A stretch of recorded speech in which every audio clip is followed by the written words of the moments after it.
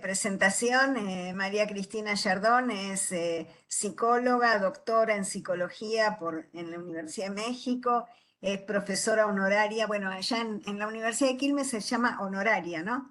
Acá Sí. en la Universidad de Buenos Aires se llama consulta. Bueno, allá también hay consulto, honorario, Honorarios más, consulto, sí. honorarios más. Ah, mira, y No, no, no, no, no.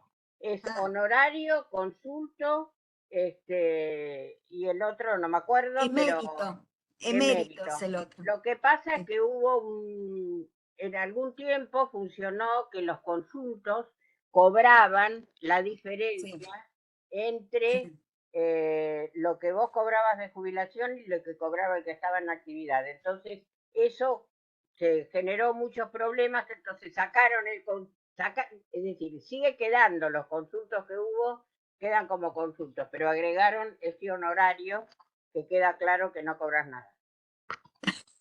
Sí, bueno, mira, yo también soy consulta y no cobro nada, así que Está bien. no te preocupes.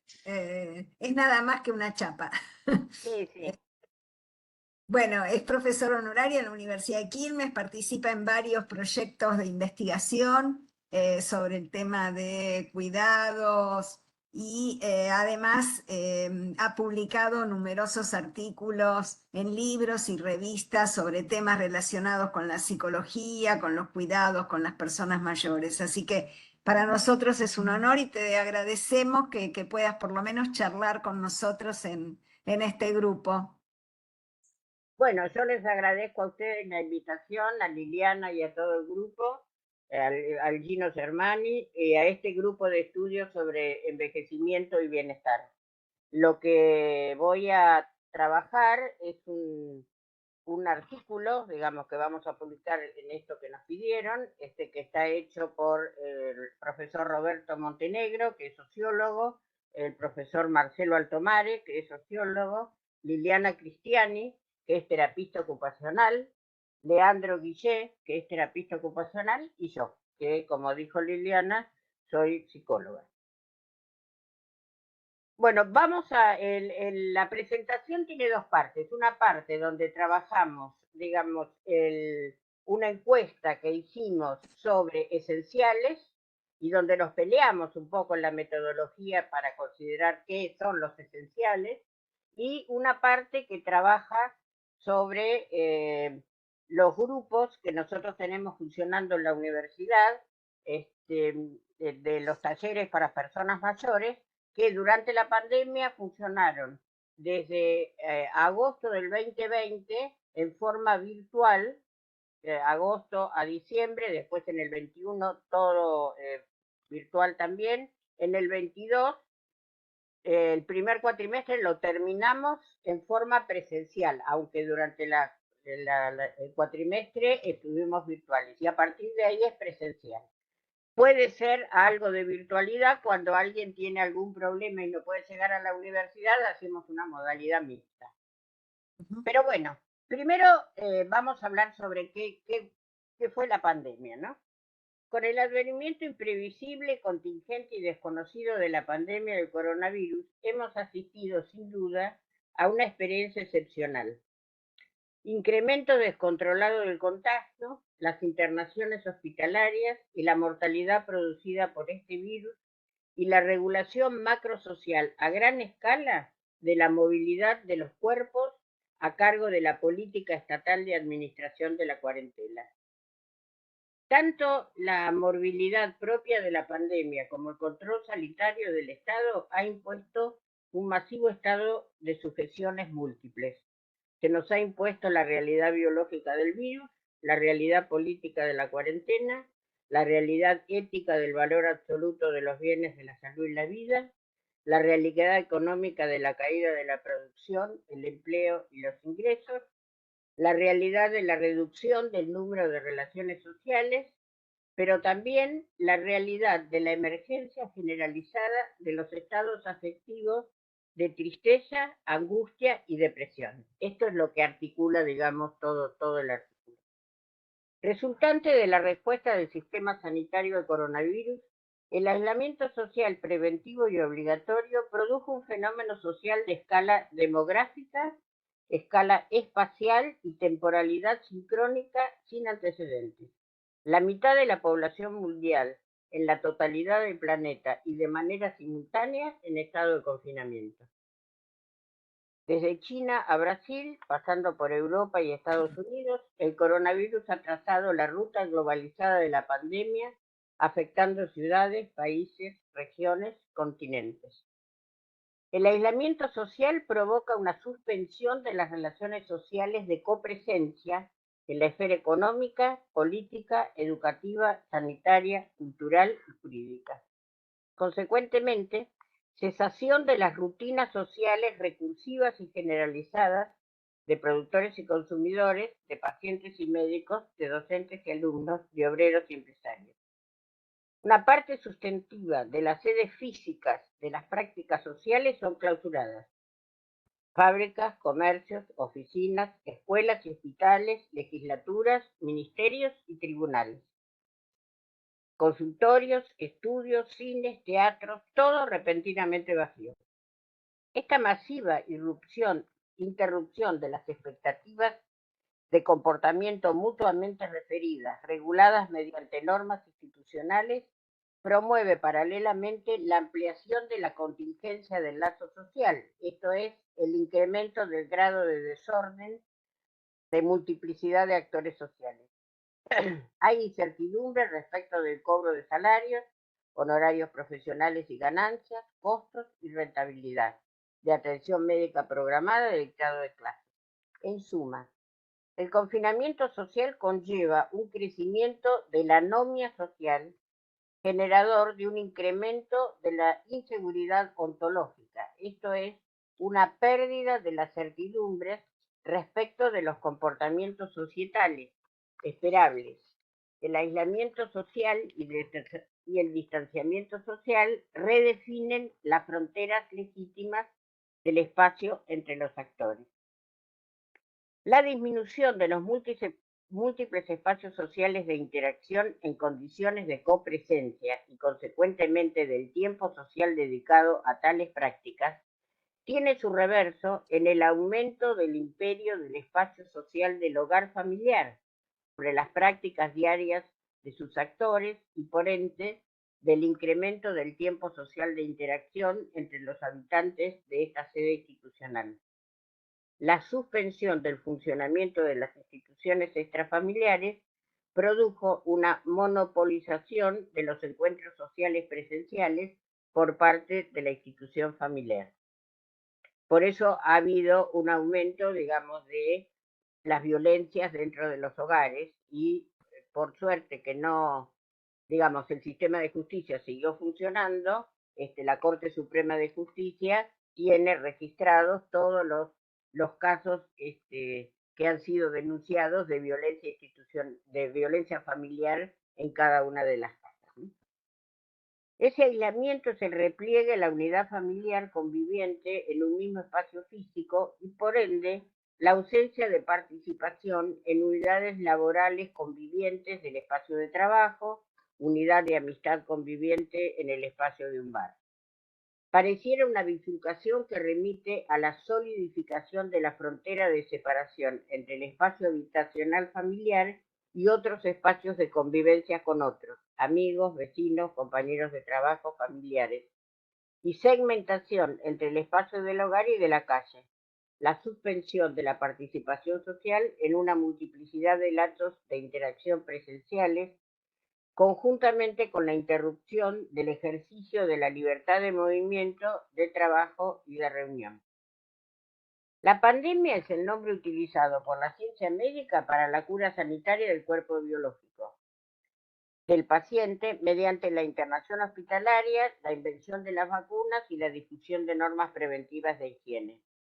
El confinamiento es el nombre empleado por la institución estatal para reducir el porcentaje de contagios mediante la restricción de libertades políticas a través de la demanda de obediencia y las prescripciones derivadas del aislamiento social preventivo y obligatorio. La alianza de modelos de medición de contagiosidad y letalidad del saber médico por un lado y de los modelos de confinamiento voluntario obligatorio del gobierno político, ha promovido una política de la administración del organismo humano del ciudadano de carácter globalizado.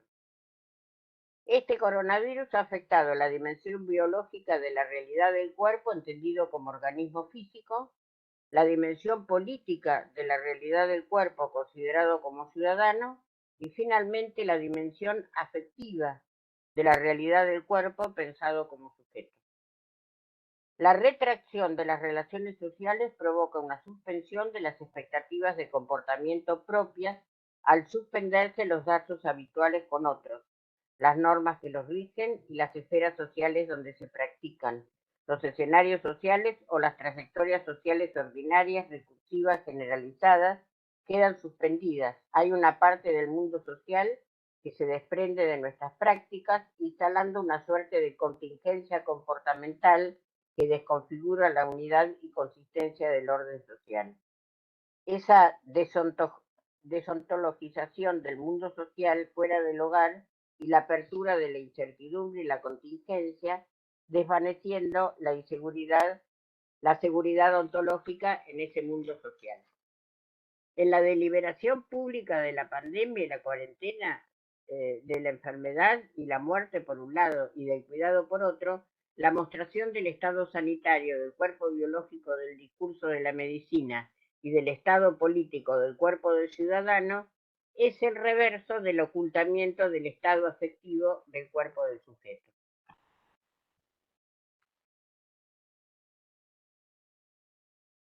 Vamos al primer dato de la investigación. El objetivo era describir y analizar las prácticas de cuidado o descuido en los trabajadores esenciales de la institución salud, porque lo que queríamos son estas prácticas, lo que afecta al sujeto, tanto en las personas mayores como en los trabajadores esenciales.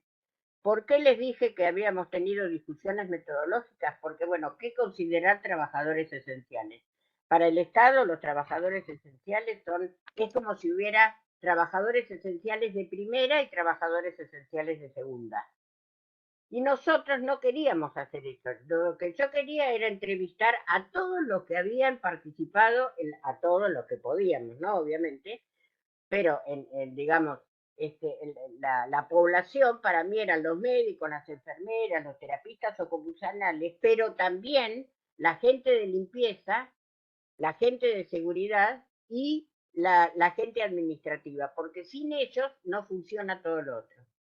Entonces eran tan esenciales y romper con esa dicotomía de unos trabajadores esenciales que son más esenciales que otros. ¿No? Entonces, dale. No te escucho, Liliana. Está silenciada, Lili. Perdón. Para la institución, un personal administrativo de limpieza no era considerado esencial. No. Tenían el papel de esencial. Digamos, okay. te daban digamos, para poder salir, te daban el papel de esencial. Permiso. Pero, un permiso. Pero para la institución salud, para el ministerio y demás, la persona de limpieza o el administrativo no es personal de salud. Entonces, ahí nos encontramos con varias cosas. Nosotros discutimos bastante en el grupo esto, ¿no? Y había distintas posturas. En una de las reuniones de Global Health, que estuvo también Marcela Botinelli y demás, y estaba gente del Ministerio de Salud, entonces decir, bueno, nos aceptaron y había varios que pensaban esto, ¿no? Es decir, trabajadores esenciales son todos los que tienen que ver con la salud de la población, más allá de que el sistema de salud los considere esenciales o no. Y por otro lado, en el trabajo que yo te digo que nos citan, que es el trabajo de percepciones del impacto de la pandemia COVID-19 en los profesionales de la salud en América Latina, de Vilma Tripodoro, Graciela Jacob y Bonilla Serra. Vilma es junto con nosotros de Raíces, forma parte de los cuidados paliativos del Instituto Lanari. Graciela Jacob es de la Red de Cuidados de Derechos y Decisiones al Final de la Vida del CONICET, y Bonilla Serra es de la Asociación Latinoamericana de Cuidados Paliativos del Ecuador. Ellos hicieron un trabajo sobre las personas que trabajan en cuidados paliativos y tomaron el mismo criterio. Hoy, cuando estaba mirando el artículo de ellos, también discuten y plantean esto de pensar quiénes son, si los cuidados paliativos están organizados solamente por esos profesionales que atienden a los cuidados paliativos o si también los médicos y las enfermeras o las personas que están de limpieza tienen que ver o no con esta dimensión, ¿no? Entonces, el objetivo era describir y analizar las prácticas de cuidado de descuido en trabajadores esenciales de instituciones de salud. El establecimiento de la normativa otorgó el marco jurídico necesario para el accionar de las instituciones del Estado. Sin embargo, la precariedad sistémica de los servicios de salud, tanto estatales como privados, pronto puso de manifiesto un campo institucional segmentado e inequitativo. La carencia de recursos físicos y la precarización de los distintos servicios que debían desplegarse y entrar en coordinación pusieron en evidencia la necesidad de redoblar los esfuerzos, inversiones y coordinación de las acciones desde los ámbitos gubernamentales. Como ya hemos señalado, fueron numerosas las actividades consideradas esenciales para enfrentar la pandemia. En este escrito focalizaremos nuestra atención en aquellas actividades esenciales vinculadas al campo de la salud, cuyos trabajadores fueron aplaudidos y cuestionados por distintas expresiones de la sociedad. En ese sentido, venimos trabajando sobre el cuidado de los cuidadores, tomando en consideración que el personal de salud es el agente esencial en el cuidado de la salud pública. Este es el motivo de fondo que otorga sentido al desarrollo del proyecto de investigación denominado Cuidado, Salud Mental y Construcción de Bienes Inmateriales, con sede en la Universidad de Quilmes, que funciona desde el 19 al 22, renovado 22-24. La población, entonces, fueron trabajadores esenciales hospitalarios, médicos, especialistas, terapistas ocupacionales, psicólogos, enfermera, kinesiólogo, trabajadora social, policía, administrativo y limpieza. Tópicos de las entrevistas: emociones vividas y sentidas durante la pandemia, sensaciones de ser cuidado o no, respuestas situacionales formales e informales. Es un estudio cualitativo realizado mediante una muestra intencional. La recolección de datos fueron 20 entrevistas en profundidad por Zoom con consentimiento informado. Las entrevistas fueron grabadas, transcriptas, entre 1 hora y media y 2 horas de duración. La selección fue cada uno de los miembros del equipo contactaba con alguien que conociera y lo poníamos en una lista. Nadie podía entrevistar a alguien que hubiera ofrecido para dicha lista. O sea, las entrevistas fueron siempre con personas que nosotros no conocíamos ni estábamos en el mismo hospital. Una pregunta, Cristina, perdón. Sí, Me perdí. ¿En qué año se hicieron las entrevistas? No sé si yo lo perdí en ese momento. No lo dijimos. En el 2021. Porque como dijiste las percepciones de la pandemia, me preguntaba si era 2020 o 2021, pero es 2021. No. Sí, pero eso es un tema que no tratamos acá, pero que aparece en ellos. El principio, o sea, trabajar el proceso de la pandemia. ¿Cómo fue para ellos el tema del proceso en estas emociones?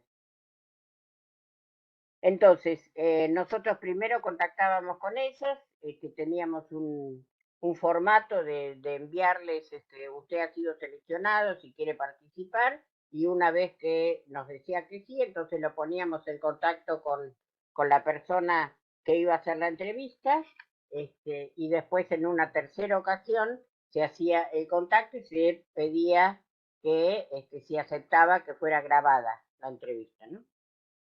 Y después hicimos por procedimiento de jueces el trabajo sobre la categorización sobre los ejes que teníamos: emociones, cuidado, descuido y la valoración, los bienes inmateriales, ¿no? Entonces los ejes fueron emociones, cuidado, descuido y las reflexiones. Bueno, ¿cómo definimos el cuidado? Como el conjunto de acciones sociales orientadas a la custodia de lo humano contra los sufrimientos que éste pudiera padecer. De manera específica, la problemática del cuidado remite a la indagación de las acciones sociales orientadas a la protección de bienes fundamentales de la condición humana, el bienestar humano condensado en la conservación de la vida, la salud física y mental y a liberar el sufrimiento. Consideramos pertinente el uso en este pasaje del concepto de problemáticas del cuidado, inspirándonos en los aportes de Michel Foucault, pues posibilita localizar las prácticas singulares en el contexto de las indagaciones sobre configuraciones problemáticas contemporáneas. En este sentido, la indagación toma como blanco no solo las operaciones singulares concretas del cuidado, sino los espacios sociales constitutivos de objeto de saber y de intervención que emergen entramados en prácticas discursivas y extradiscursivas, indaga los hechos como positividades que se encuentran en conexiones múltiples, no como repeticiones de cosas ya dadas. La problemática del cuidado es la designación de una totalización discursiva y no discursiva variable que es colocada como objeto para la mente. Como señala Castell, el propósito de Foucault es conmover las apariencias, cuestionar la naturalización de esas realidades. En el caso que nos ocupa, las acciones sociales de cuidado se estructuran en dispositivos denominados conjuntos técnicos u organizaciones con mayor o menor escala o densidad acorde al nivel de atención a la salud en el que inscribe el establecimiento.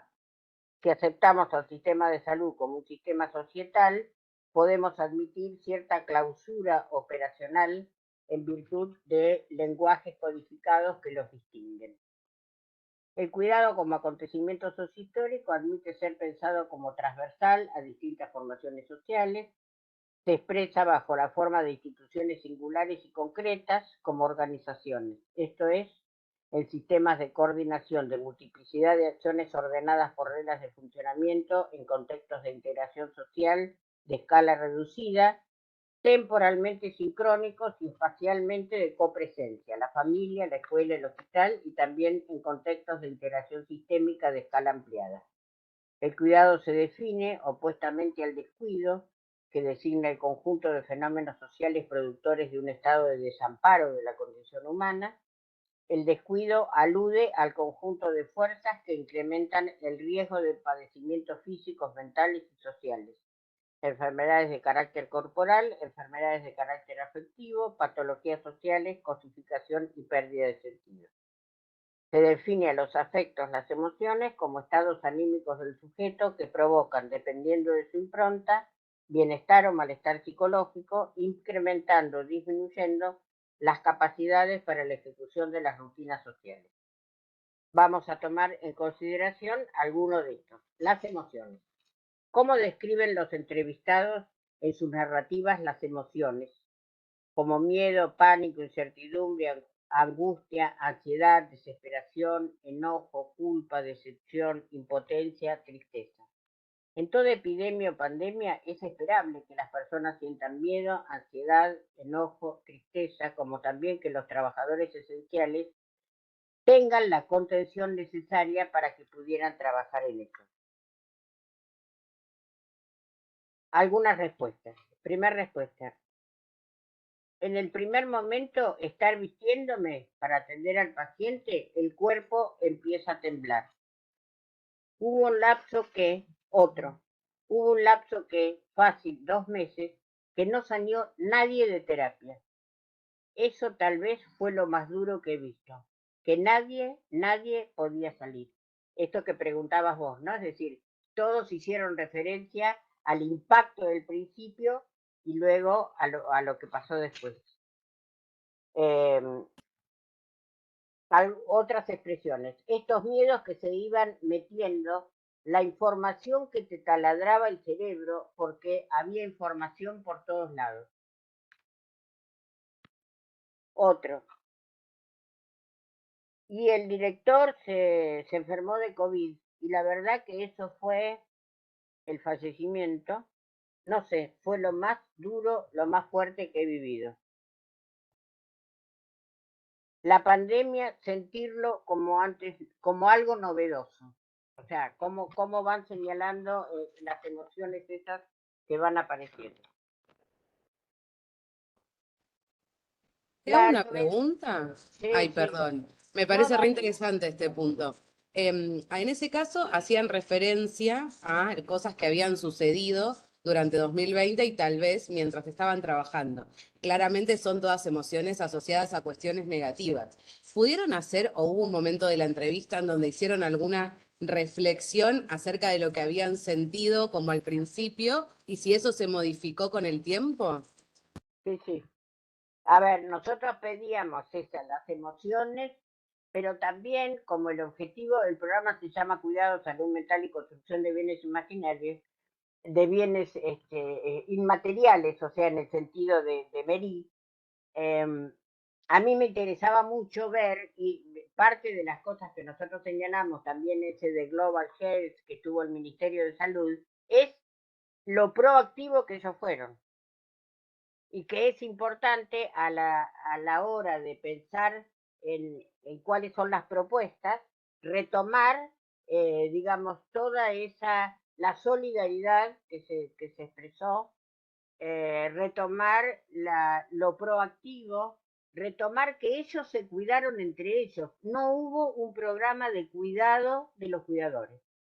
Entonces, como propuesta, lo que nosotros planteamos en este artículo es esto, y que lo planteamos ya en el 2020, que fue lo de Global Health, es, digamos, tomemos las fortalezas del personal de salud, que frente a, yo entiendo que hubo cuestiones difíciles para poder implementar en todo el país y demás, pero poder pensar que esto que nosotros decimos del cuidado de los cuidadores, con Liliana, con todo el equipo de ustedes, y otros que también venimos señalando lo mismo, no sea una cuestión escrita en un artículo, sino que sea una política pública, ¿no? Es decir, eso es lo más interesante, que de hecho, digamos, si uno piensa en otro tipo de la Organización Mundial de la Salud y la Panamericana de la Salud, tienen formas de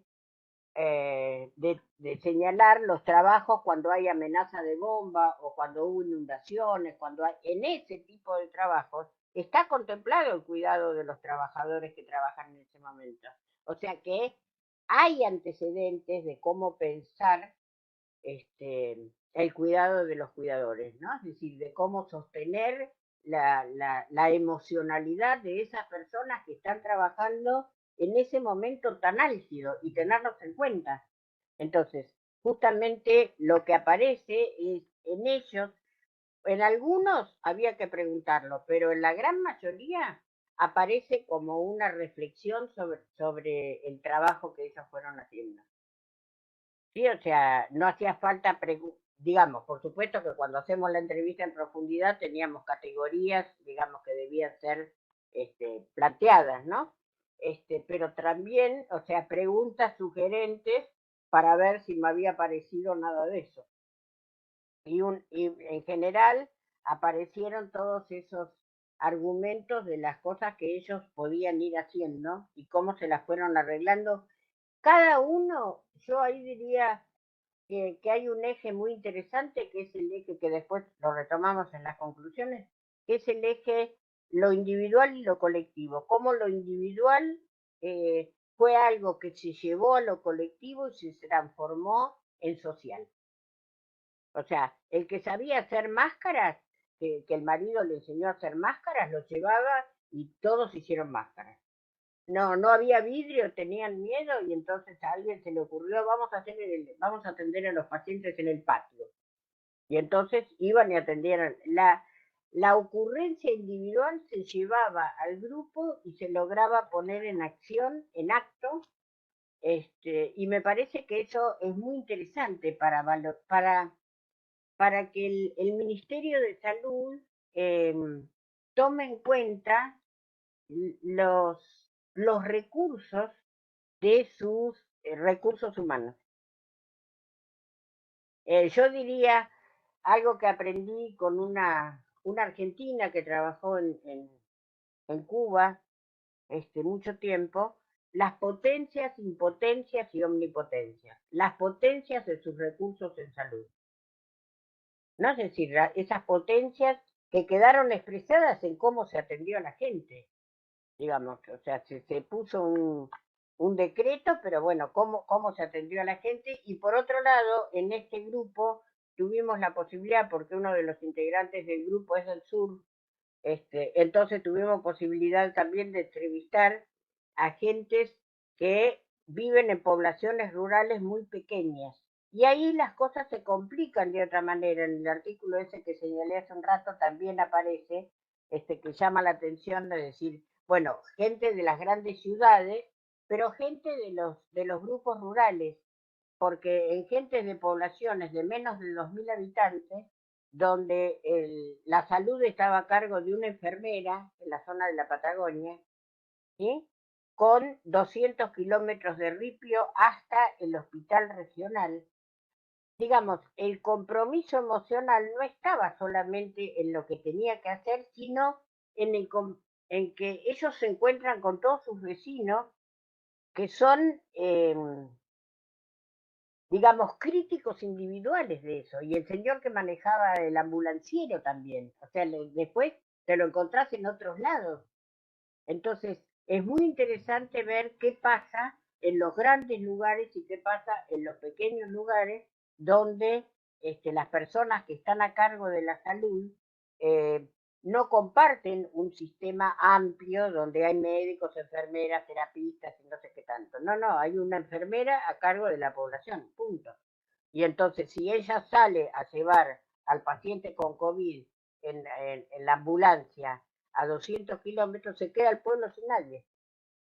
Entonces, me parece que en todo caso es muy interesante poderlo pensar. Y sí, claro que hubo recursos y creo que tenemos que insistir en que esos recursos fueron puestos al servicio de la salud pública en la Argentina, y que es importante que el ministerio los tome en cuenta como potencialidades de sus recursos humanos en salud, ¿no? Hola, Cristina, yo levanté la mano Sí, dale. porque también o sea, pienso también como en la creatividad, ¿no? De los profesionales de la salud. Estoy pensando, por ejemplo, en las enfermeras, unas de Brasil que inventaron un guante con agua caliente para como simular el contacto humano, ¿no? De los No, pacientes con mira. COVID. Pero también, bueno, yo que doy clases a estudiantes de enfermería que hacen prácticas en hospitales públicos y que siempre hay este comentario de los pocos recursos con los que se trabaja a veces en los hospitales públicos, ¿no? Y cómo hay que rebuscárselas para, bueno, si no hay esto, apelar a lo, digamos, como que tal vez en la pandemia hubo que agudizar el ingenio y las estrategias para decir, bueno, cómo trabajamos con a veces, además de la incertidumbre de no saber cómo se manifestaba la enfermedad o cuáles eran los tratamientos, ¿no? Que al principio era como muy incierto. Bueno, cómo gestionar esos recursos que son siempre muy escasos, ¿no? Y con mucha creatividad, ¿no? Totalmente. Eso. Concuerdo con lo que vos decís, Paula. Por eso, Mónica Sorín, que es esta psicóloga que yo citaba, habla de las potencias y las impotencias, ¿no? A pesar, voy a citar una frase que dirían los mexicanos. Ustedes saben que yo viví 9 años en México. Con todo y la incertidumbre, siguieron haciendo cosas creativas y cosas solidarias. O sea, no es Claro, bueno, Cuba ni hablar, porque Cuba con el bloqueo se tienen que poner a inventar lo que sea para salir de las limitaciones que tienen, ¿no? A veces claro. de todo tipo, no solo en salud. Sí, sí, es muy, muy interesante eso que fue apareciendo en los diferentes grupos, ¿no? Eh, entonces, el cuerpo de los agentes de salud queda expuesto ante la difuminación de las mediaciones institucionales. El hecho de que los primeros meses no salió nadie de terapia, el efecto emocional en quien se viste para atender a sus pacientes, inviste su cuerpo con la virtualidad de un desenlace posible y final. El cuerpo tiembla. Además, la muerte del director borronea toda expectativa de protección relativa, tanto del plano de organización como de las huellas singulares que componen los datos de esta nueva vida más allá del orden jurídico. El eje cuidado-descuido. Las problemáticas del cuidado en la ilustración quedan envueltas en el espíritu propio de la promesse de Bonheur, de la ideología ilustrada, que postula la existencia de la condición humana asentada sobre tres bienes esenciales: el hombre como sujeto de libertad, como sujeto de saber y como sujeto devenido un fin en sí mismo. La otra línea de significación, planteada como el revés de la trama y divergente de la tradición ilustrada, toma en consideración las fuerzas sociohistóricas productoras de individuaciones desprotegidas, vulnerables, como resultado de las configuraciones societales específicas del poder. Así, las experiencias de desprotección humana desembocan en distintos modos productores de patologías sociales. La indagación de la doble privación experimentada por el sujeto moderno: por un lado, el no saber sobre su condición de productor de valor, el proceso de cosificación de la condición humana develado por Marx, y por otro lado, la captura producida por el despliegue de la razón instrumental, la heteronomía de las máquinas de poder que imponen una instrumentalización de la condición humana, señalado por Weber. También los aportes de Freud señalan que la condición social del sujeto es de articulación a una dependencia ontogenética en la que se suspende de raíz la posibilidad de libertad individual, dada la marca de la figura paterna y la obediencia a la conducción del líder en la esfera política. En este contexto discursivo surge la propuesta de denominar descuido a los distintos modos en que se expresa, tanto en el plano molar como en el plano molecular, la falta de densidad de capital cultural de las instituciones, la carencia de recursos, la falta de responsabilidad colectiva y o institucional en el trabajo para sostener y ampliar la vida y disminuir o eliminar el sufrimiento. Según el relato de los entrevistados, se observa que en los hospitales generales y clínicas se contó con insumos que habitualmente ya pertenecen al stock de estas. Por ejemplo, barbijos, alcohol, etc. A diferencia de los hospitales y centros especializados en rehabilitación, que por sus características no contaban con ninguno de los insumos o eran un bien escaso. Frente a la irrupción de la pandemia, a estas instituciones se les dificultó más la organización y la adquisición de los insumos necesarios, según el relato de los entrevistados. Acá va uno, de un hospital general. Dice: yo sentí desde mi lugar de trabajo que estuve protegida, cuidada. Digamos que siempre se nos preservó, digamos. Siempre se nos brindó mucha información con respecto a todas las decisiones que se iban tomando. Digo, desde lo que es la circulación dentro del hospital hasta, no sé, los lugares de hisopado. Se abrió un consultorio especial de hisopado para el personal. Yo creo que me sentí cuidada desde mi lugar de trabajo. Mientras que la entrevistada de un hospital de rehabilitación dice: en ese momento no teníamos vidrio, o sea que no teníamos nada que nos separara del paciente. Si bien ya lo habíamos pedido con la gripe A y además no teníamos un vidrio. Ahora sí lo tenemos. Bueno, entonces más nos asustaba y después decidimos atender en el patio. O sea, ¿qué es esto que vos decís? Frente al... ya lo habían pedido, había pasado un montón desde la gripe A. No lo tenían, entonces frente a esto buscan otros medios, ¿no? Otro, un profesional de un centro de día con internación, relata: la primera parte de la pandemia era como que ellos estaban todavía como muy, se refiere a los jefes de los servicios, o sea, la pregunta que vos hacías, ¿no? Como muy desinformados, como que no había protocolos que cumplir. Después ya no.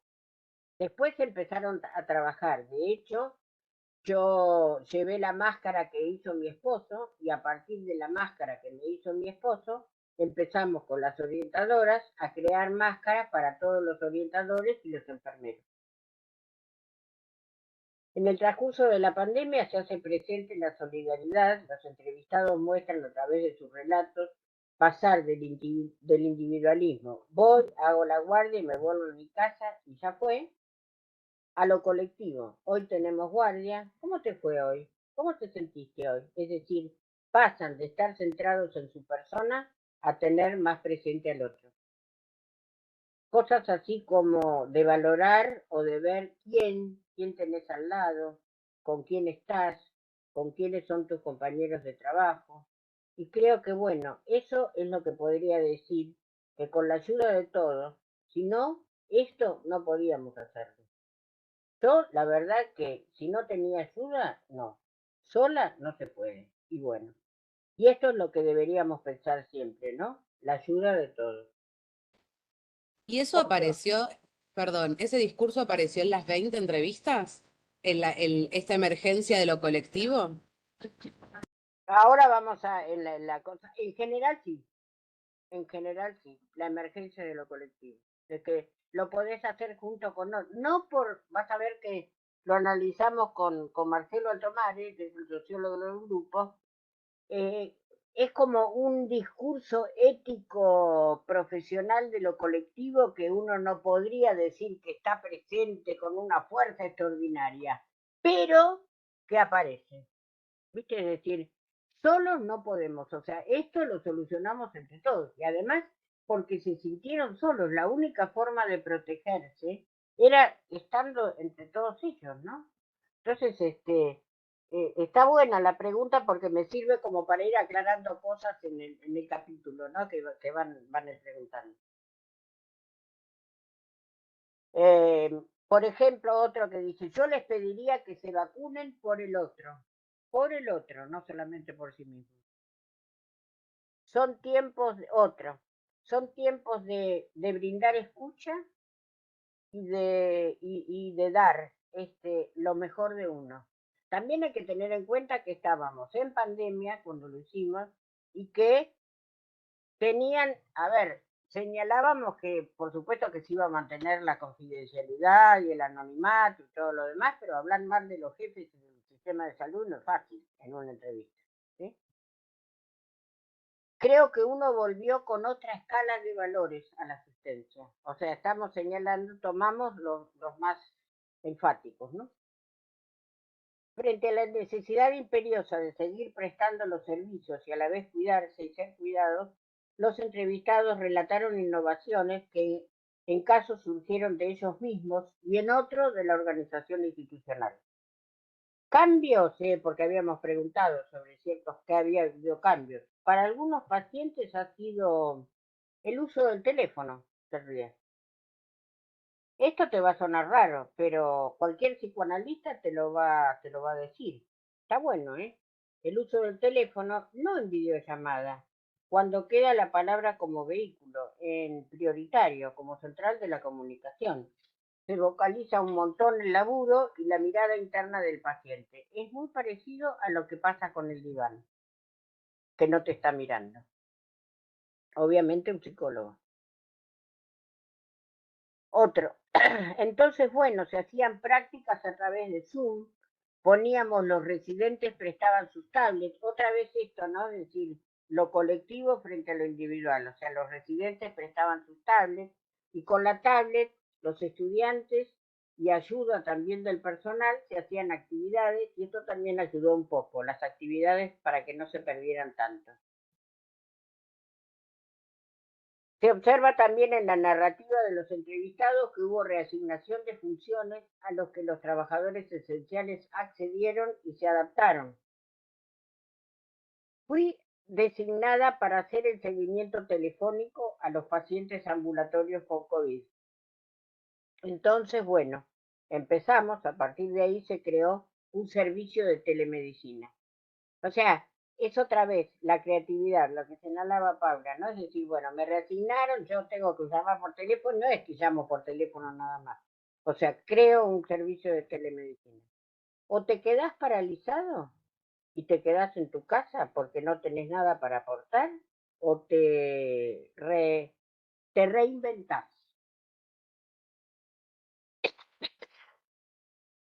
Creo que uno se las ingenia, bueno, creo que las redes sociales e internet voló de todos esos 2 años, me imagino que era todo mensaje tremendo, por lo menos todo bien. La recursividad generalizada de prácticas sociales de comportamientos entre actores sociales orientadas por reglas comunes promueve un estado de seguridad existencial en el sujeto. Esto es un sentimiento de confianza en la continua repetición de las rutinas de interacción desde este y otros, o sea, lo que se llama la seguridad ontológica que habíamos señalado. Por el contrario, la suspensión de la continuidad de las rutinas de reciprocidad social desarrollan en el sujeto un estado de ansiedad o temor debido a la ausencia de certidumbre del comportamiento del otro, la inseguridad ontológica. La contingencia social, esto es, la imposibilidad de garantías del comportamiento de los actores que provocan la aparición de imprevisibilidad, cercenan las certidumbres de las rutinas institucionalizadas, produciendo una suspensión en la confianza del comportamiento. Sentimientos, entonces, lo que aparecen son sentimientos de miedo, desconfianza, confusión, dolor, en suma, la ansiedad existencial resultante de la inseguridad ontológica.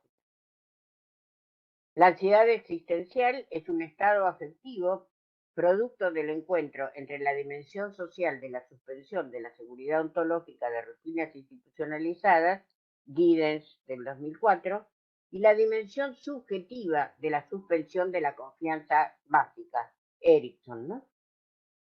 Las emociones relatadas por los entrevistados de este estudio han sido descritas por Johnson y otros, en el que reportan que el tema más relevante de su estudio es la incertidumbre que expresa un sentimiento generalizado de preocupación en la población. Sentimiento que es indefinido y no permite planificación, y que esto en algunas personas genera falta de control de la situación. El miedo ocupa un segundo lugar como tema relevante, la incertidumbre y el miedo. Dicho estudio realizado en la población general, sin embargo, no difiere de las expresiones en los relatos de los trabajadores esenciales de salud, en quienes cobra mayor implicancia, siendo que aún con miedo tiene que estar al frente de la batalla.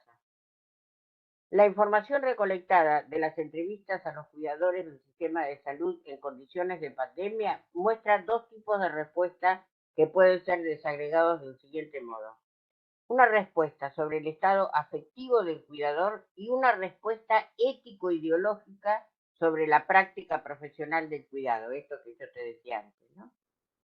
Puede agregarse que, por un lado, la dimensión afectiva representa la autopercepción subjetiva de su estado anímico.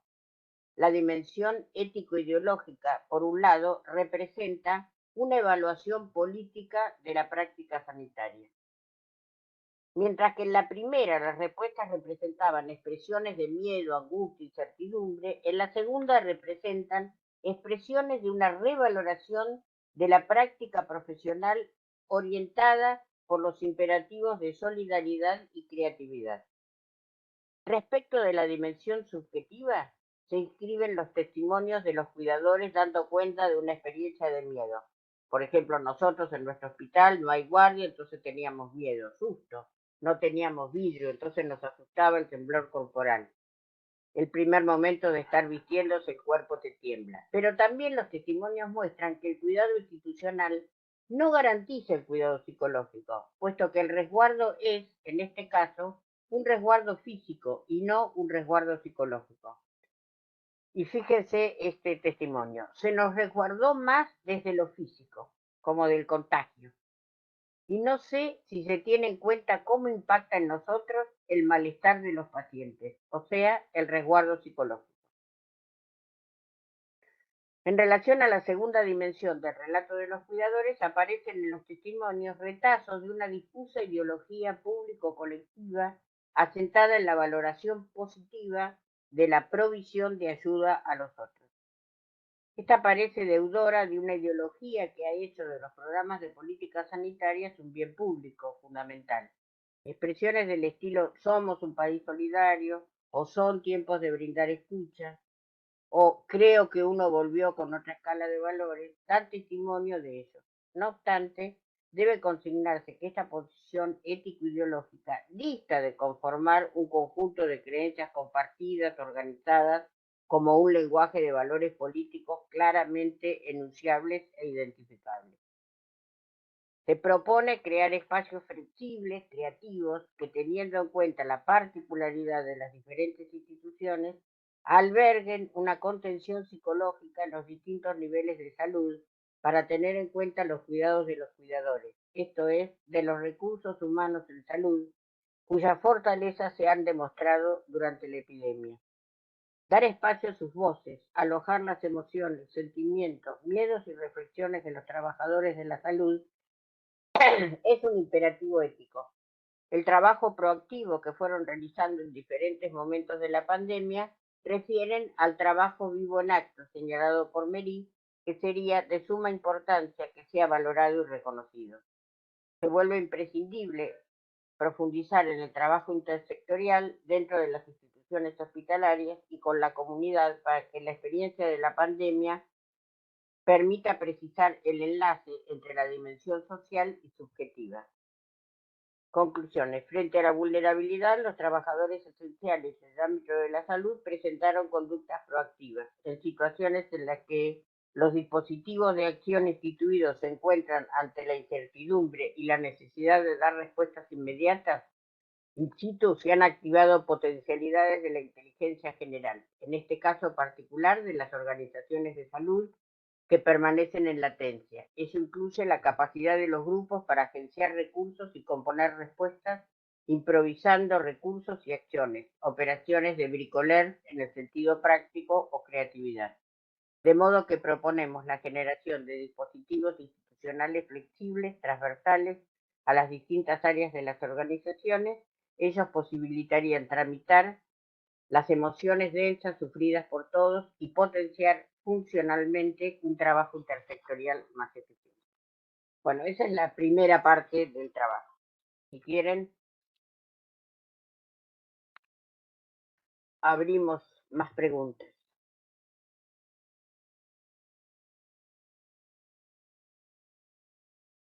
Dale, acá levanta la mano, no veo tu nombre.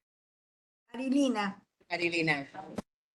Y hola, muy buena, muy interesante la investigación y me sentía como muy identificada porque a mí me tocó estar organizando dispositivos COVID en la pandemia y me sentí bastante con las emociones así como encontradas, ¿no? Porque fue duro, fue duro. Todo lo que atravesamos en el sistema sanitario en ese momento fue duro. Pensaba, digamos, estos hospitales donde vos estabas haciendo la investigación o estuviste haciendo la investigación, eran de un territorio específico, aparte de esta diferencia que hiciste territorial de lo rural con lo de la gran urbe. Además, las dependencias gubernamentales eran heterogéneas, eran nacionales, eran provinciales, municipales. Eran, a ver, está bueno. En general todo se hizo con urbano.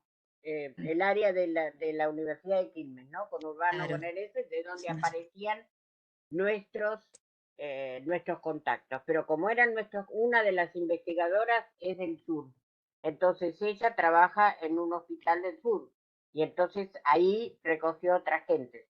Yo claro, justamente hice entrevistas en el sur para no trabajar con la gente de aquí. Y otros trabajaron con grandes ciudades porque conocen gente en Córdoba, por ejemplo. Entonces yo te diría, fueron Buenos Aires y Gran Buenos Aires, Córdoba y el sur. Y en cuanto a las bien, instituciones, fueron hospitales, hospitales generales, hospitales de rehabilitación, porque las terapistas ocupacionales, una de ellas en nuestro equipo trabaja en hospitales de rehabilitación, pero también trabajamos en, digamos, centros de atención primaria, donde por eso aparecen los cuidadores o los promotores de salud, ¿no? Y también con los 20, son médicos, enfermeras, Sí, kinesiólogos, bueno, esas son las, digamos, las instituciones. sí, interesante lo que decís porque justamente me parecía por lo que hablabas en relación a los insumos, en relación a los recursos y el acceso, que justamente, bueno, es que hay una diferencia, digamos, de, sobre todo de distribución, además de recursos e insumos, equipamientos, en función también del tipo de los niveles de atención sanitarios, ¿no? Lamentablemente. Entonces, hay muy poca inversión en todo lo que es primer nivel de atención. A mí me tocó estar en 2 hospitales de tercer nivel, armar los dispositivos con mi COVID ahí, con equipo, ¿no? Que también fue algo como impensado porque no había antecedentes, así que había que buscar, inclusive hasta buscamos normas y protocolos de atención del ébola, para que se den una idea al inicio, ¿no? Como para que se den una idea, y que tuvimos hasta posibilidades, digamos, de por lo menos armar lo que tenía que ver con, el abordaje psicosocial, ¿no? Que eso también fue interesante porque, pero claro, lo pensaba en función de esto del acceso a recursos, ¿no? Porque como en los hospitales de tercer nivel hasta nos dimos el lujo de tener el equipamiento, tener los recursos, los insumos, pero también nos dimos el lujo de armar equipos de contención psicosocial, digamos, para pacientes y que además después, en función de esta solidaridad que vos remarcabas, que aparecía, lo pensamos en función de los propios trabajadores, ¿no? Y cómo algunas experiencias fueron recontra ricas e interesantes de contención de los propios compañeros, duras e interesantes, porque era un Mire, poco de los abordajes en salud mental de los propios compañeros, es algo muy cuestionable en realidad en la práctica profesional. Pero en contexto de pandemia fue interesante ver cómo hasta se rompían algunos encuadres y cuestiones más ortodoxas de abordaje como para pensar en estrategias creativas de contención mutua. Así que bueno, nada, pensaba que marcaba bien lo que decías en relación a la investigación, marcaba mucho esta diferencia en relación a la accesibilidad a recursos, por eso me imaginé que era dirigido más a segundo nivel, primer nivel, donde las inversiones en salud son menos que las que tenemos en los terceros niveles, ¿no? claro, Terrible. si bien no se puede generalizar porque son solo 20 entrevistas que Por hicimos en supuesto. profundidad, intentamos trabajar con los distintos niveles y con eso de grandes ciudades y pequeños núcleos que nos permite justamente nuestra colega que está trabajando en el sur, ¿no? Claro, Eh, exacto. Bueno, muchas gracias y muy interesante, realmente muy linda la investigación. y por otro lado, lo que aparecía también, que también aparece en el artículo ese de Tripodoro, Jacob y demás, es el gran miedo a contagiar a la familia. O sea, uno de los miedos más importantes es el miedo a contagiar a la familia, ¿no? Es decir, y cómo, y todos Fue el hacían primer referencia. miedo más, el primer miedo, yo creo que fue lo que estábamos en esta situación, era, sí, incluso volvíamos a casa y no, si volvían, Exacto. algunos volvían, otros no, Otros los no que volvíamos volvían, a claro. casa no era justamente no tener contacto con la familia, nuestros Bueno, hijos, la justamente pareja. con respecto a la pregunta que hacía antes, Steffi, eso aparece como que al principio cumplían todas las normas, o sea, de sacarse toda la ropa en algún lugar afuera, digamos, todo ese tipo de cuestiones, que el miedo a contagiar a la gente de la familia y, digamos, hablando de los cuidados, como a las mujeres, o sea, cuestiones de género, que no señalé acá, pero que tienen que ver con que fueron apareciendo, es que se veían, digamos, multiplicado su trabajo porque tenían que hacer los trabajos con los hijos de la escuela. O sea, no Ni hablar. solamente su trabajo como cuidadoras profesionales, digamos, su trabajo como profesionales, sino el trabajo que se aumentó, la recarga de trabajo, que nosotros hacemos una diferencia, ¿no? En los artículos que venimos escribiendo. Una cosa es la recarga de trabajo porque se multiplican los trabajos, pero también está, digamos, la ambivalencia que generan los cuidados, que son dos cosas distintas. Una cosa es la recarga de trabajo y otra cosa es la ambivalencia que generan los cuidados, que tal que como lo señaló Freud hace muchos años, ¿no? Es decir, es amor-odio, es decir, bueno, todo lo que hemos cuidado a los padres añosos, hemos sentido en algún momento esa cosa de decir que es difícil de poner en palabras y es difícil de expresar, pero que algunas veces se expresa como decir, bueno, llegó un momento que yo quería que se muriera porque lo veía o la veía sufrir y yo también sufría. Entonces, diferenciar lo que es la ambivalencia de lo que es la sobrecarga de trabajo. Y en el momento de la pandemia estaban las dos presentes, la ambivalencia y la sobrecarga de trabajo, ambas.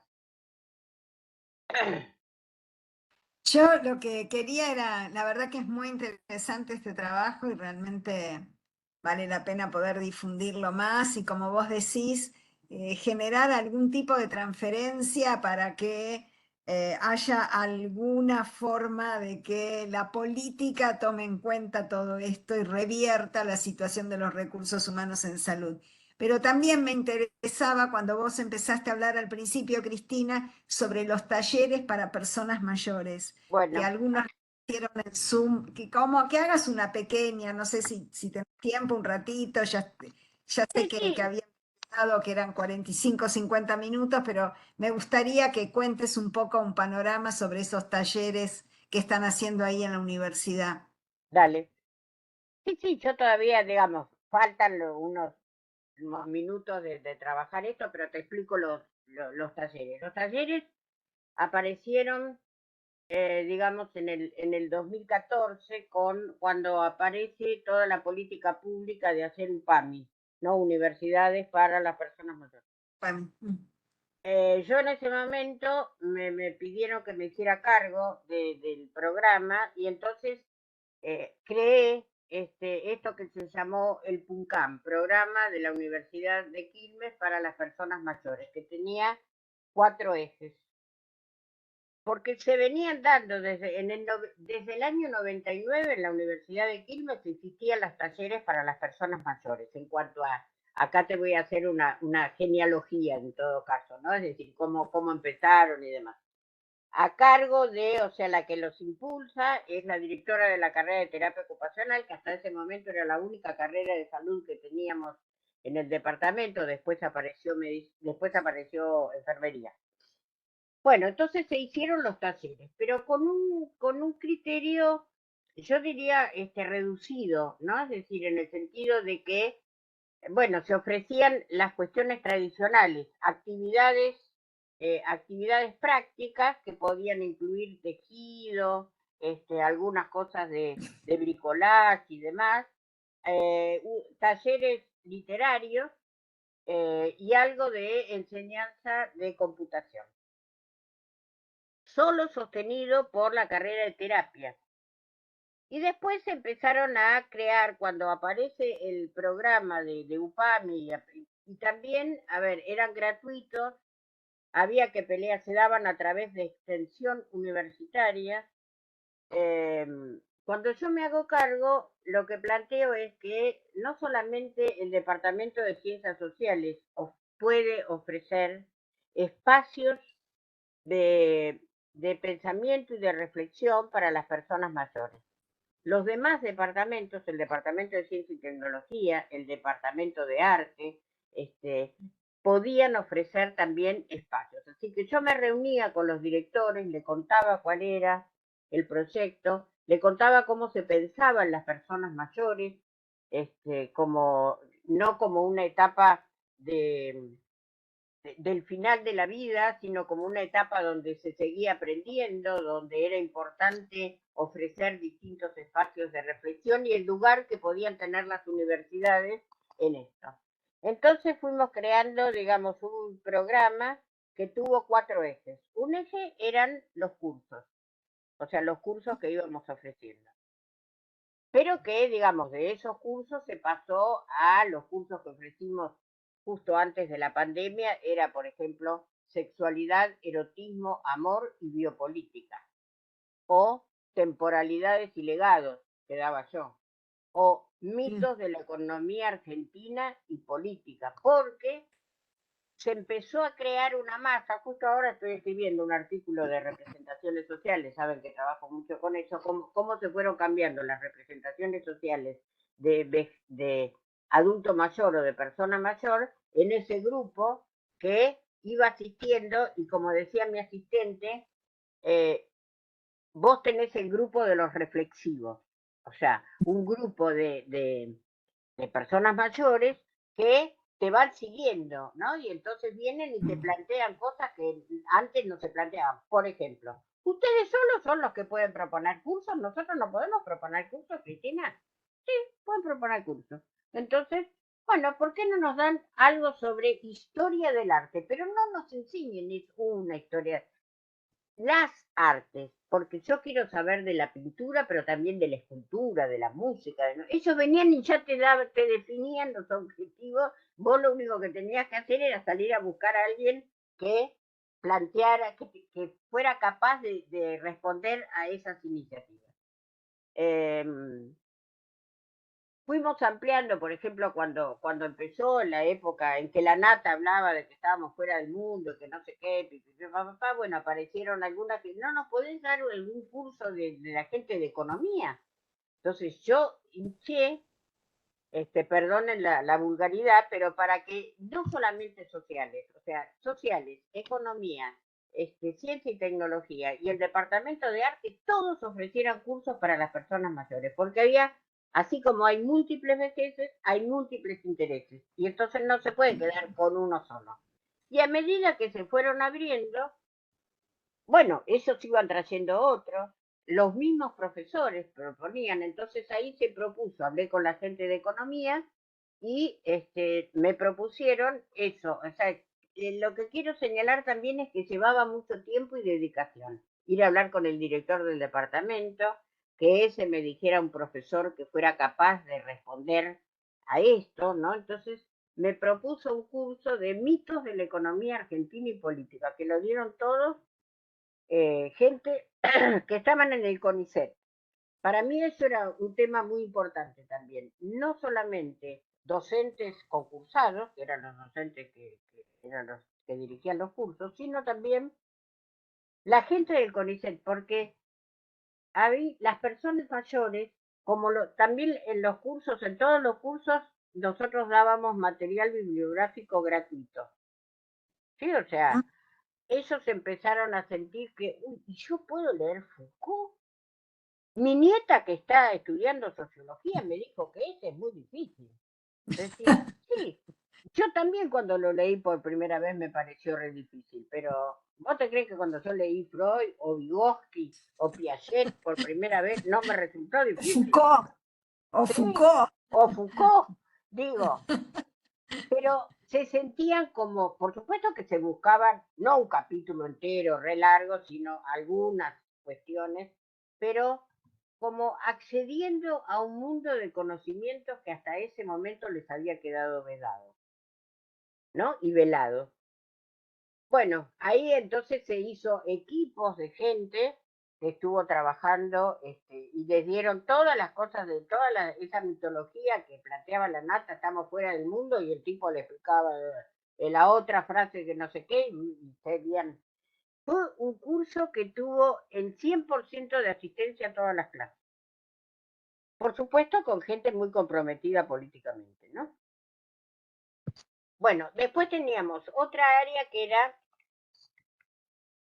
que fue empezando de a poco, que se llamó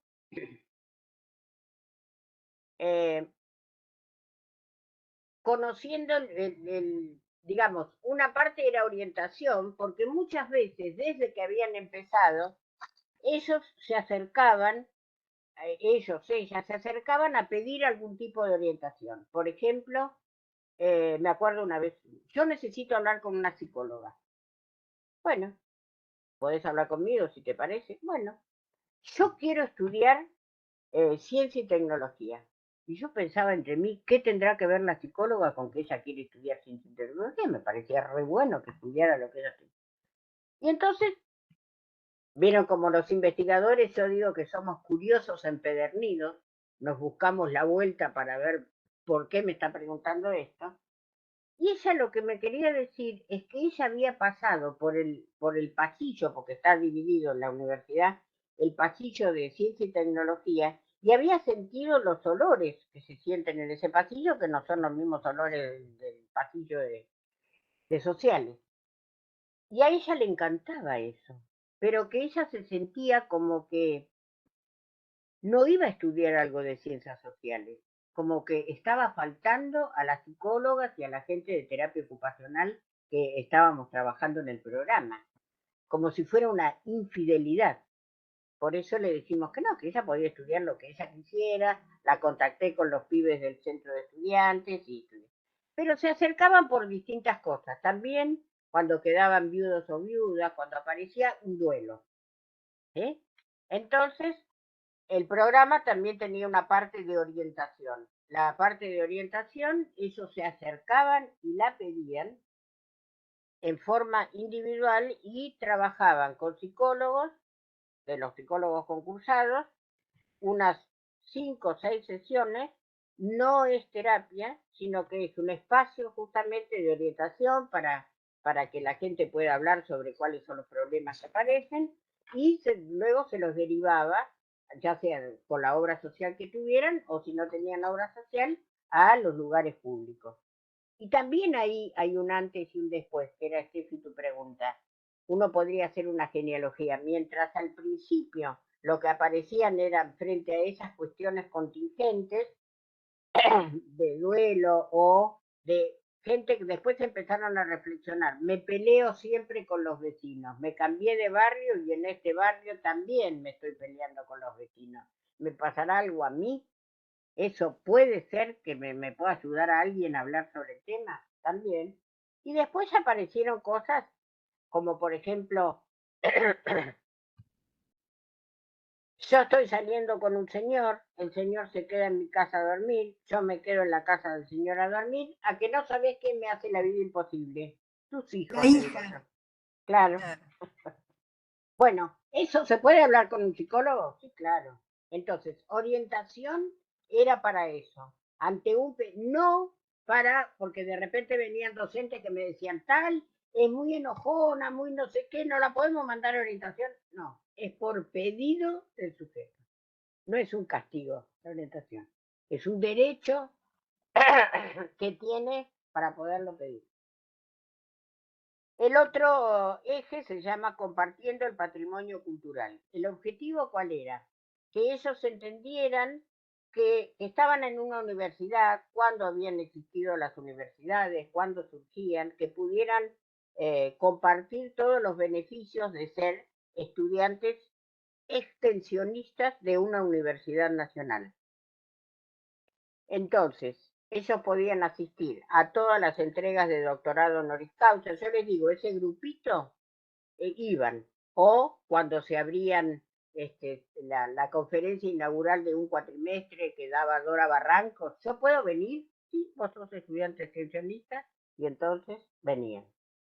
No son todos, es un grupito, ¿no? Pero después también conseguimos que ellos, eso fue un avance extraordinario, los estudiantes de la Universidad de Quilmes tienen una tarjeta con el 20% de descuento en el restaurante de la universidad, en la cafetería, con acceso a la comida, a una comida diaria que es mucho más barata. Bueno, después de pelear y no sé qué tanto, conseguimos que este mismo beneficio lo tuvieran todas las personas mayores. O sea, tenían el acceso a la cafetería con el 20% de descuento y acceso al menú estudiantil.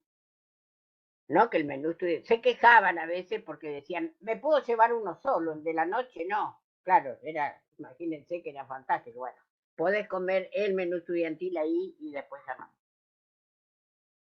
Y la otra cuestión es que también seguían apareciendo. Cuando se acuerdan, las madres de Plaza de Mayo donaron las baldosas a las distintas universidades nacionales, la universidad hizo un concurso entre los estudiantes y el concurso decía, para estudiantes de la Universidad Nacional de Quilmes.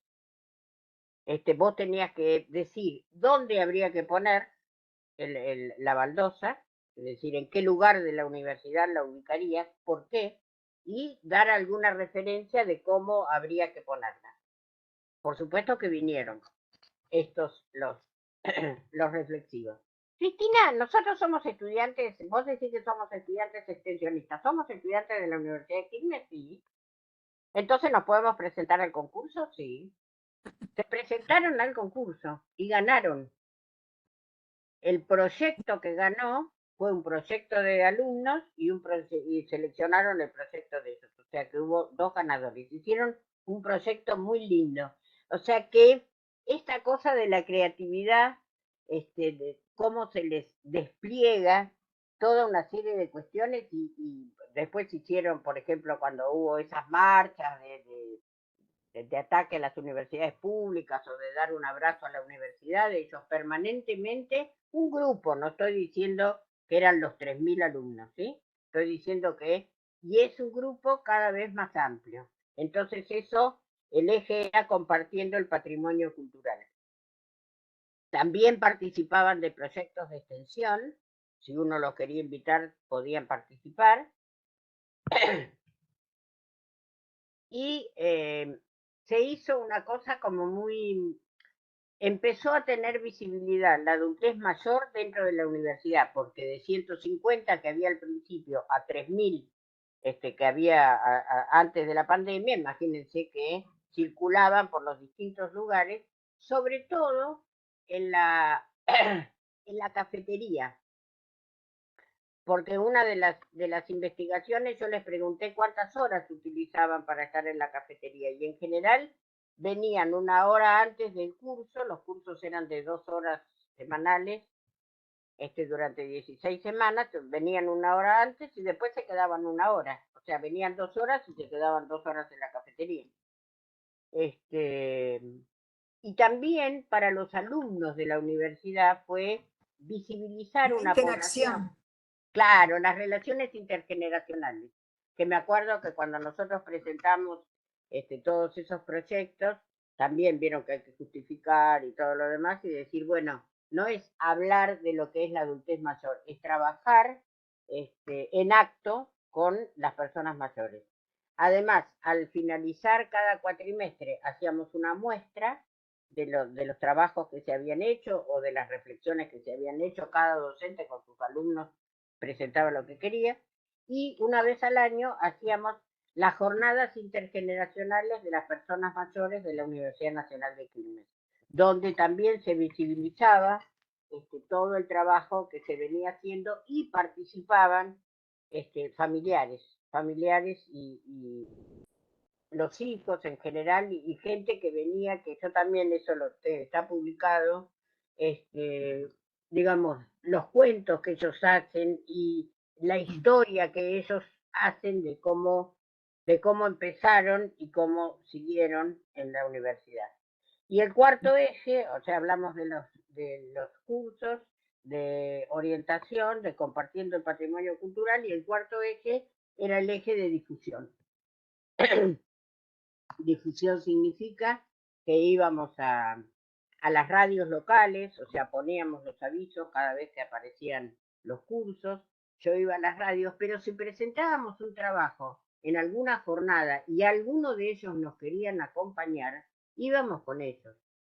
Sí, por ejemplo, en las jornadas de vejez que organiza Ricardo Yacoub todos los años en la UBA, presentamos el trabajo sobre sexualidad y la profesora de sexualidad y yo que daba temporalidades y legados, esta persona había estado en los 2 cursos y presentó justamente su trabajo, presentó un trabajo, habló mientras hablábamos nosotras de cómo había sido el impacto de esto, ¿no?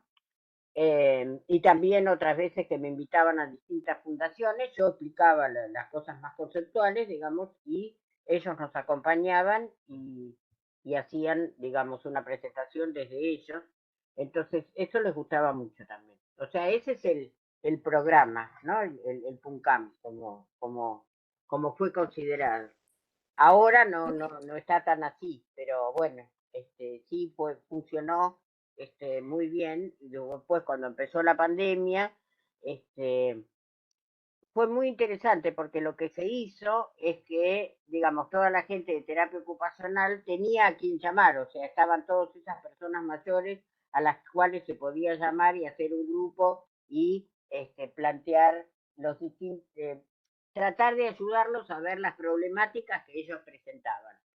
Entonces, como yo les decía, eso fue el primer cuatrimestre. El segundo cuatrimestre del 2020 ofrecimos cursos que fueron, como eran por UPAMI, eran para todo el país. Ustedes saben que se pueden anotar. Por ejemplo, nosotros teníamos gente del sur y gente del norte, una persona de Catamarca y personas de algunos municipios del sur de la Patagonia. Después todo el 21 también, y los cursos nuestros eran algo sobre cuidados en general.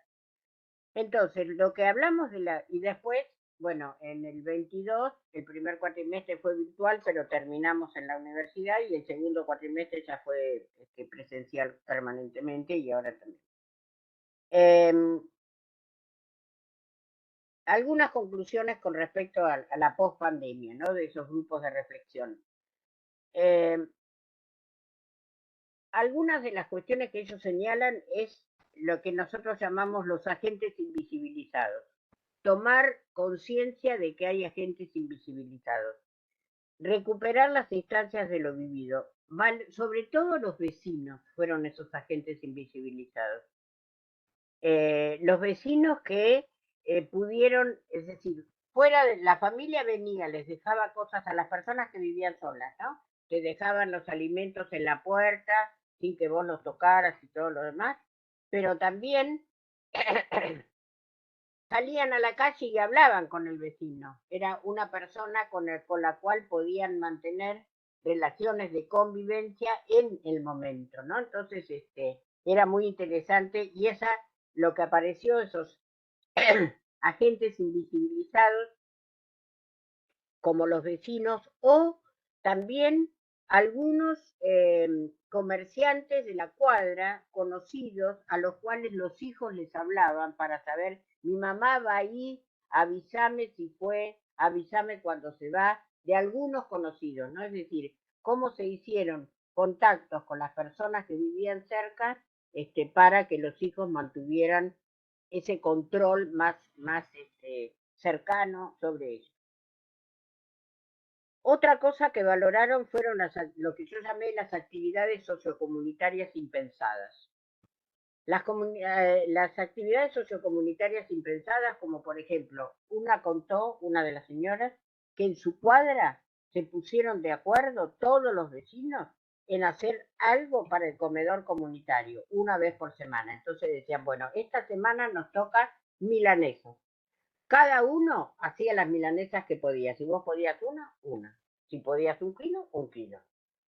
O fideos. Entonces después pasaba la gente del comedor comunitario y retiraba las cosas, y pensaron que podían hacer cosas para otros. Este eje de lo individual y lo colectivo que insiste y aparece y aparece casi subrepticiamente para ser pensado. Por ejemplo, después yo estuve un tiempo como directora de personas mayores del municipio, y también, por ejemplo, para las personas que después, ¿se acuerdan que una de las cosas que apareció después de la pandemia es los que tenían miedo de salir? Sí. ¿Sí? Entonces, con esos trabajamos, con los que sabían tejer, que hicieran cuadraditos al crochet o tejidos como quisieran, después los recogíamos, y con eso se hicieron, con los que sí querían salir o podían salir, se hicieron mantas para los chicos del hospital municipal. Entonces, esto que llamaron actividades sociocomunitarias impensadas están en la línea de esto que señalábamos, el eje individual colectivo, ¿no? Es decir, cómo podían trabajar estas cuestiones. Algo que todavía se siguen, no sé si la palabra es quejando, pero señalando como difícil de la pospandemia, son los rituales sostenidos y recargados.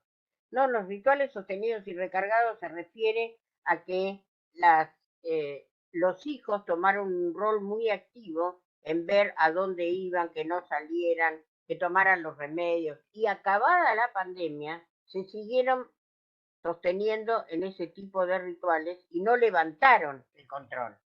Entonces, lo que sienten ellos y ellas es como si, que está bien que se van poniendo cada vez más grandes, pero siguen siendo autónomos y siguen siendo independientes. Entonces, sienten esta cuestión como una dificultad que se sigue sosteniendo, ¿no?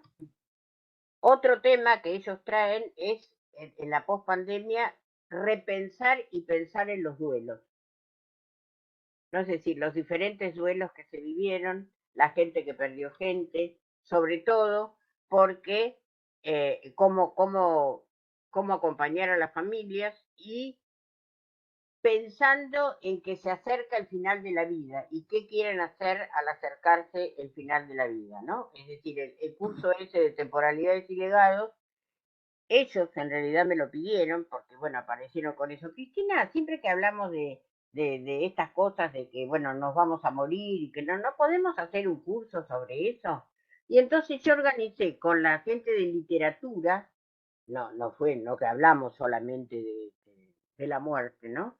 Pero leímos varias cosas de Morir en Occidente, y trabajábamos con cuentos y novelas de América Latina y en español, o sea, ninguna traducción, o sea, fuentes originarias del español, donde se contaran cosas referidas a esto, ¿no? Entonces se iban analizando y trabajábamos esto de que los legados, ¿cuáles son los legados? Y los legados es que te dejo una mansión, o te dejo una casa, o te dejo una propiedad, o te dejo los aritos de oro, o te dejo cómo enfrentás la vida, o sea, ¿qué te acordás vos de tu mamá? ¿Qué te dejó? ¿No? Es decir, y trabajábamos y reflexionábamos sobre estas cuestiones. Entonces, en esto que también estuvimos trabajando este último cuatrimestre, digamos, como post pandemia, es cómo te pensás si te pasa algo, o sea, si un día vos seguís y qué sé yo, te morís de un momento al otro, pero si vos empezás a estar deteriorado, ¿qué pensás cómo se va a seguir? O sea, pensar y reflexionar sobre el enfrentar las distintas cuestiones que aparecen con la edad, ¿no? Eh, y bueno, lo que se señala, digamos, lo que articula de alguna manera las dos cosas que estuve presentando, tiene que ver con cómo se cuida a los que cuidan, ¿no? Es decir, por un lado los profesionales, pero por otro lado también a a los familiares y cómo se sienten los cuidados, ¿no? Es decir, cómo en las profesiones no se sintieron del todo cuidados y tuvieron que hacer cosas y acá las personas mayores se sienten, a ver, extremadamente cuidados, donde el cuidado apunta contra su individualidad y contra su autonomía. Y entonces yo no lo llamaría cuidado, porque el cuidado tiene que ver, pero Sí. es algo que da vueltas ahí, ¿no? Sí, es como Eh, un control permanente que se ejerce, que se siente como opresión, ¿no? Una cosa así. Totalmente, totalmente. Entonces, bueno, eso es lo que estuvimos viendo en la post-pandemia y que aparece como, digamos, como muy abiertos a, hemos leído Rita Segato, o sea, mantenemos todavía la cuestión donde damos textos, eh, que son muy bien recibidos y ellos siguen proponiendo, veamos temas, o sea, leer, por supuesto, lo que más les llamó la atención cuando dimos abordajes comunitarios que yo di, es la ley, la Convención Interamericana de los Derechos. O sea, si un tema los sorprendió, es que tienen derechos. La sorpresa fue el tema de los derechos. ¿No? Es decir, no sabíamos que teníamos derechos. ¿Cómo que tenemos derechos? ¿Viste? Es decir, más allá de que se puedan ejercer, ¿no? Es decir, a una vivienda digna, no todos lo tienen, pero que eso haya quedado plasmado fue, yo diría, de los temas nuevos que fueron apareciendo como representaciones sociales nuevas, el tema de los derechos como que fue así como un gran asombro, ¿no? Bueno, mil gracias, Cristina. La verdad que es súper interesante y además muy bien cómo se pudieron unir los dos temas, ¿no? Por un lado, el tema de los cuidadores y por otro lado, esto de los talleres para personas mayores. Y además, bueno, poder unir esto que vos haces en la universidad y también con tu cargo que tuviste en la Secretaría, Sí, en la dirección de personas mayores. sitio de personas mayores, que eso como que también permite tener una conjunción de una visión más general. Así que la verdad que estuvo muy, muy interesante, te reagradecemos y espero que sigamos en contacto con otras actividades, porque realmente ¿Cómo tenemos no? muchos ejes en común. Sí, tenemos muchos ejes en común. Bueno, Bueno, muchas gracias por la escucha y muchas gracias, y esperamos seguir trabajando en conjunto. dale. Bueno, Bueno, muchas gracias a todas gracias. por estar. Aplausos. Gracias. Chau, chau, Chao, que estén muy gracias. Chao, bien. Chau. chao.